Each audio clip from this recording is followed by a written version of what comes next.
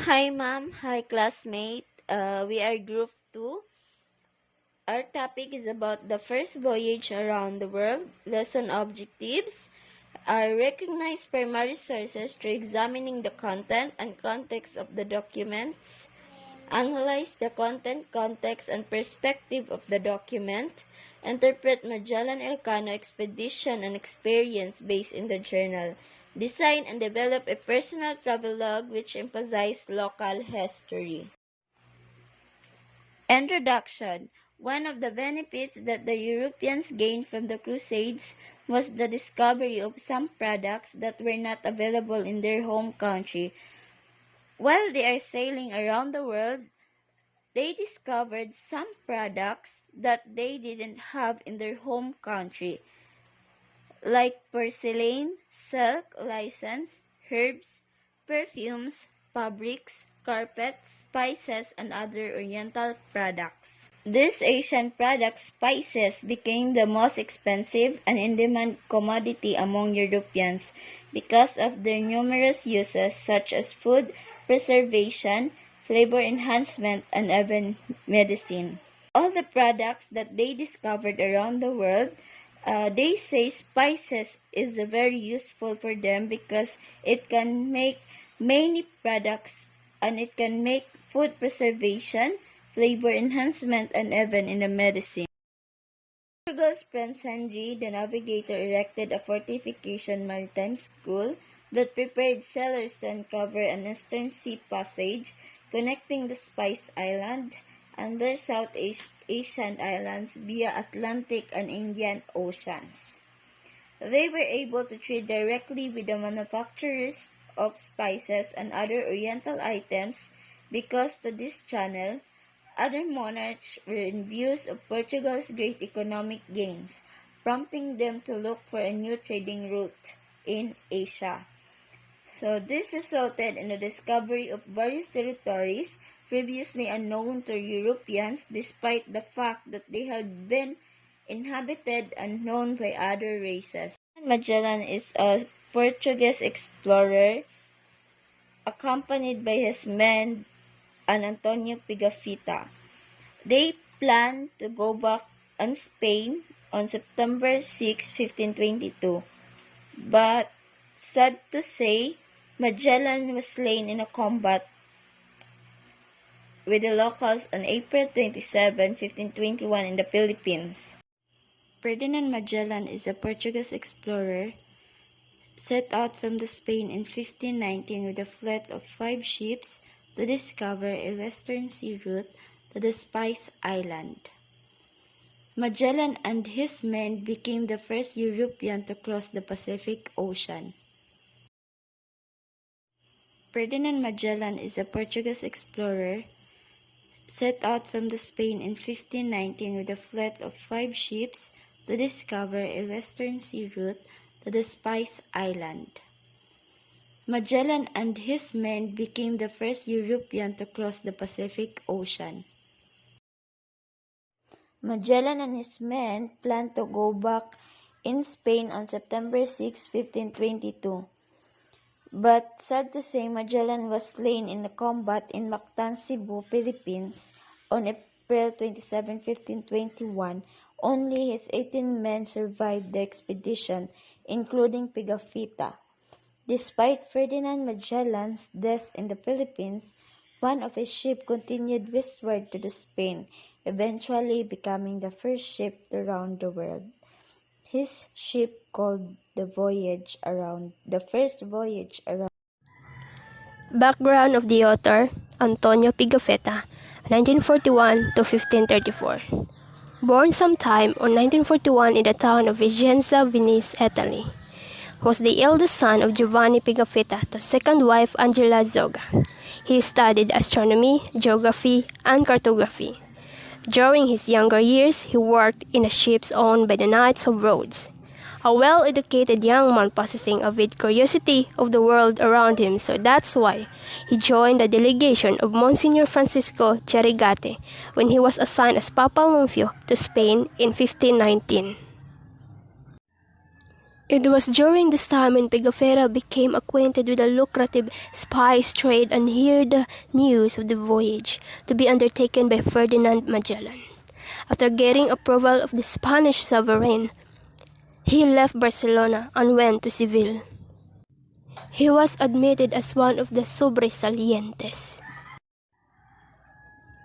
Pigafetta survived the challenges and catastrophes that the expedition encountered along the way, including being wounded in the Battle of Mactan. He returned to Spain on September 6, 1522 aboard the Victoria with Juan Sebastian Elcano among the 18 survivors. From Seville, he reported to His Majesty King Carlos V and gave him a handwritten account of what happened to them from day to day during voyage. As what happened to him during the latter part of his life, he joined the Knights of St. John of Jerusalem in its battle against the Turks, and he died sometime in 1534.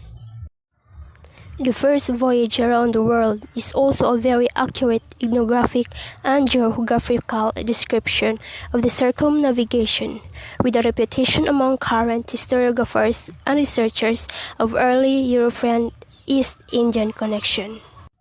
A journal that became the main source of information regarding the first meeting of the Spaniards. This edition of Pigafetta's famous travelogue, expertly presented and wonderfully illustrated, is likely to enlighten new readers and enliven the imagination, just as the story has done when it originally appeared. Excerpt of the Voyage Around the World by Antonio Pigafetta. So, kaninga part, no, it narrates the events happened on the first voyage around the world, led by a Spanish captain named Ferdinand Magellan. In this document, this is according to the point of view ni Antonio Pigafetta. These are the historical contexts. The first voyage around the world was written in one of the 5 ships of the Magallanes Elcano expedition, which is si Antonio Pigafetta, one of the survivors during expedition. These 5 ships were first one to circumnavigate or travel around the world that was led by Ferdinand Magellan, a Portuguese explorer, and when he died in the Battle of Mactan, Juan Sebastian Elcano took over. So, atong pagkamatay ni Ferdinand Magellan, si Juan Sebastian Elcano ang nipuli as a new captain. King Charles V provided the Spanish fleet named Armada de Molucca, which was led by Magellan. So, he was the one who provided a group of warships. These are the 5 ships: Santiago, San Antonio, Concepcion, Trinidad, and Victoria. So Santiago, there are 32 crews under the command of Juan Serrano, smallest of the 5 ships, called as a caravel, the first ship that has been lost. San Antonio, there are 60 crews under the command of Juan de Cartagena, soon led by Alvarado de Mesquita, largest in the fleet, second ship that has been lost. And based sa akong research, no, ang reason ani kay gi-abandon ang expedition in South America and nibalik sila sa Spain. Concepcion, there are 43 crews under the command of Gaspar de Quesada. Captain was executed because of mutiny, or what you call rebellion. Burned, ang ilang ship was burned by the crew. Third ship that has been lost. Fourth is Trinidad. There are 55 crews under the command of Ferdinand Magellan. The flagship was attacked by Portuguese ship, left shipwrecked, and fourth ship that has been lost. And last, Victoria, there are 43 crews under the command of Luis Mendoza, soon led by Juan Sebastian Elcano. Antonio Pigafetta on board. First ship circumnavigated the world and only ship to complete the voyage. So, mao ni ang ship nga successful, no, which is ang Victoria. And one of the survivors in Victoria was Antonio Pigafetta, which kept the journal about their expedition. So, unsay naa ani nga document or what was discussed? The fate of the 5 ships throughout the expedition, which is katong ganina, mga nahitabo sila during sa ilang travel, and the challenges and unforeseen problems along the way of expedition. So, during sa ilang pag-explore, no, daghan kay sila nakita or unexpected kayo ang mga nahitabo sila or na-experience, such as hostility of the people they met, shortage of food, misunderstandings between the crew, types of diseases, maps, glossaries of native words, geographic information and description of the flora and fauna of the place they visited. The timeline during their stay in the Philippines. So, in this part, these are the context and analysis, the important historical information in their expedition. In March 16, 1521, arrival in Samar. So, they arrived in Zamal, and now they call it Samar. The island was called Yumuno, I don't know the exact pronunciation, now Homonhon. Locals welcomed them by giving them their native products such as fish, figs. Figs is kuana siya kanang fruits na purma siya og onion, and also coconuts and palm wine. In March 31, 1521, first mass in the Philippines. So, this is the first Catholic mass, no? And diri nagsugod ang Christianity ari sa Pilipinas. Every Sunday morning, nagamass held at Mazawa or Limasawa.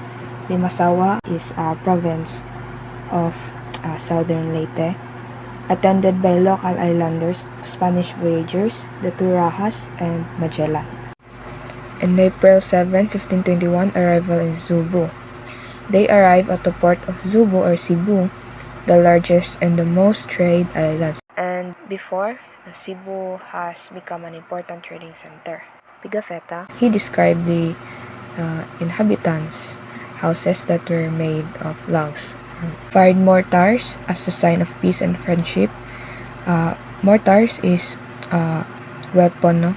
And that's how they deal with their peace. And tension between the king of Cebu and voyagers and Magellan threatened them to wage war. In April 14, 1521, image of the child Jesus.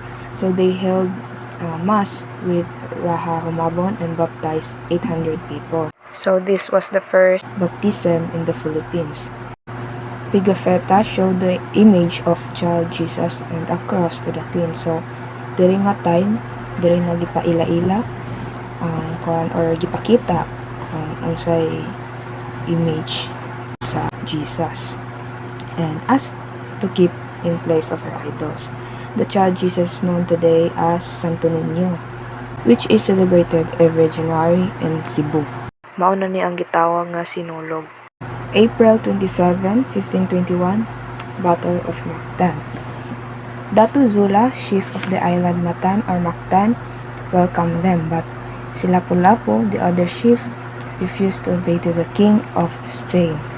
So, Datu Zula requested the captain to defeat si Lapu-Lapu, which started the battle. So, isog kaayo si Lapu-Lapu kay iyang refuse to obey the king of Spain, no? And diri na nagsugod ang bakbakan nilang Magellan and Lapu-Lapu.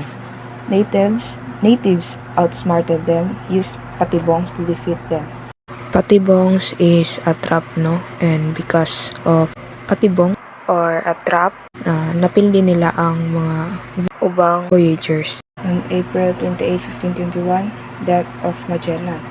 Captain told them to give up this losing battle, but his men insist. Gahigid kay sila. Magellan was shot in the leg with a poisoned arrow. He died.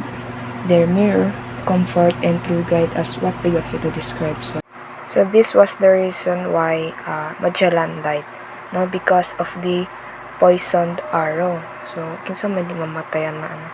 And after Magellan died, voyagers retreated, leaving their captain, which is si Magellan. On September 8, 1522, Victoria, the only ship survived, finally arrived at Seville, the largest city of Spain. And after that, that's how their journey ended. So, mao niya mga contribution. First is the account contributed to the field of geography, navigation, and history. Second, it proved that the earth is not flat and as one can go. Also, there is a discovery that time that there is a big body of eastern side sa American continent kung asa gitawag nila og Pacific Ocean. And there are also different native products during a pre-colonial period such as palm wine, figs. Ang figs kay mura ni siya og sibuyas bombay ug porma. Mao na siya din. Coconut, palmetto. Ang palmetto di ko sure basta nakasulod ni siya og garapon og uban pa. So dire ang journal ni Antonio Pigafetta is usa sa nagpamatuod nga ang Philippines, so ang Pilipinas is dato or mayaman yun sa natural resources even during colonial period. Describe the barter trade during the colonial period. So barter trade, it is the exchange of goods. 'Di ba sa una uso ang barter, like example saging pabarteran nimo og bugas. Pero karon wala na kaayo, dili naman kaayo ko ani sa tuha ang barter. Pero during the colonial period ang ilaha jud kasara sa nakay ang ilang mga produkto nga gina-barter yun nila kay bugas, mga tobacco, dried fish, ug kape. Mao na ilaha sa una. So barter trade is the exchange of goods. Except money, dili lang pwede na i-barter siya sa kwarta, which is goods to goods lang yun siya. Make us know the physical appearance of our ancestors, wearing gold earrings, gold armlets on their arms, kerchiefs on their heads. Next is describe the economic and political status during the pre-colonial era. So, during a time na-implement na ang barter. So, dire na time nahitabo na ang barter. Describe the faith or religion during the pre-colonial worshipping the nature. Next is, this account is an evidence that the voyagers first introduced to us Christianity. They thought our ancestors worships idols. Next is, let us know some rare animals present during that era, and let us know the way of life of our ancestors, such as their houses and livelihood, and the evidence that most of the Filipinos are hospitable even before. Yes, and let us know the funeral practices and beliefs during the pre-colonial period. So, wala ka, during nga parties, wala kayo ko yung nag-answer, nag-research ko, and wala kayo ko yung nakita nga mga information about ani. Pero, they believe na kapag mamatay ang isa ka tao, automatically, ang spirito niya is moadto na din sa spirit world daw. Pero diba sa tuwa funeral practices is iagi pa man patay sa simbahan, then after sa simbahan is dito na dayon sa yang lubgananan.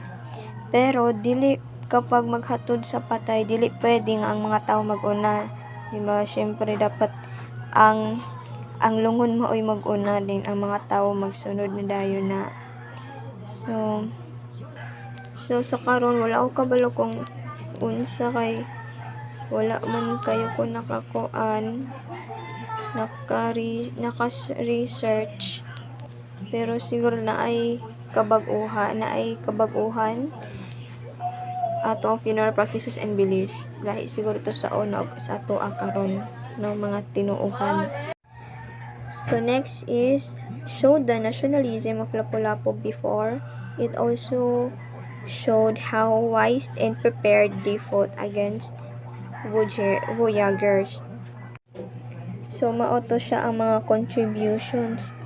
Pero sa panahon ng expedition, si Antonio is nag-serve ni siya kay Magellan as Magellan's assistant, and nag-assisted ni siya sa iyaha to translate na Cebuano language during. So ang tungod sa journal ni Antonio Pigafetta, dili na to naibalaan ang mga about sa paglalakbay ni Magellan and ni Elcano that time, and super importante ang journal ni Antonio kay naa dito ang daghan nga source of informations about voyage, about Universal growth to human can be seen not only in the voyage itself, but also in the historical background of the voyage and the consequence it had in the development of several civilizations. An extraordinary journey cannot be understood without having in mind a historical moment shared by Portugal and Spain. Pigafetta's account is not only the most valuable and authentic of the famous voyage. Pigafetta's chronicle contributed immensely to European historiography. He proved to other explorers and the people today that circumnavigating the world was possible. Clearly, it was stated na hindi lang ang kay Pigafetta nga work ang famous and authentic. So there's a possibility nga there are other people who were able to wrote an article or a book about Magellan's expedition. And also, he also proved na to other explorer and to the people today na it's not impossible to circumnavigate around the world. It is possible, although it's risky, because imagine all those people that accompanied Magellan together, but only 18 of them left. But all in all, it's worth the risk. Numerous contributions in the field of geography, navigation, history, and other related areas. First, Magellan expedition for proving that the Earth's not flat, but an oblate sphere. So also one of the relevance or the advantage of Magellan's expedition is that he was able to prove to us that the Earth is not flat. The Earth is not round, but it is oblate sphere in shape. Second, Magellan and his men completed the first circumnavigation of the world. So together with the hundreds of his men, together with Pigafetta, they were able to complete the first circumnavigation around the world. And third, they confirmed that the Portuguese road is not the only way to the Spice Island. Previously, it was stated that Prince Henry from Portugal built a maritime school for aspiring sailor who trained to be a sailor, and then later on found a road going to Spice Island from Portugal. But because of Ferdinand Magellan's expedition, Ferdinand Magellan was able to discover another route going to Spice Island without using the Portuguese route. Fourth, they discovered a large body of water on the side of the American continent, which they named Pacific Ocean. So aside from finding another route going to Spice Island, they also found a big body of water on the American continent and named it Pacific Ocean. As mentioned earlier that Pigafetta was not the only one who wrote about the expedition. The year after the ship Victoria arrived in Spain, Maximilianus Transilvanus de Mollusis and Sulis, the Moluccas Islands, came off the press. Its subject matter is the same as of Pigafetta's book, but it is not an eyewitness account because the author is not part of the expedition. He based his narrative on the interviews that he conducted with the survivors of the Victoria. His prominent interviews were Juan Sebastian Elcano, Francisco Albo, and Hernando de Bustamante. Compared to Pigafetta's work, his account is far much shorter and contains less details.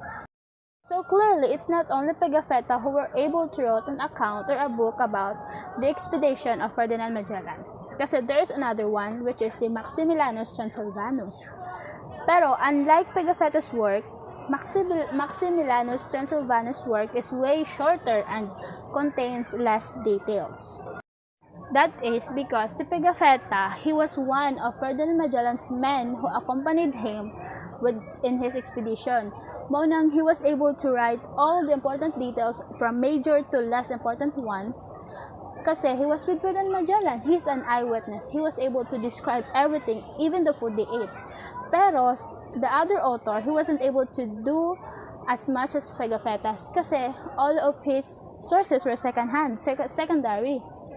But nonetheless, both of the author's works were authentic, valuable, because it contains real information. It contains authentic information. It's just that ang kay Pigafetta's work, mas mostly gina-use siya as an example kasi it is very detailed unlike the other author.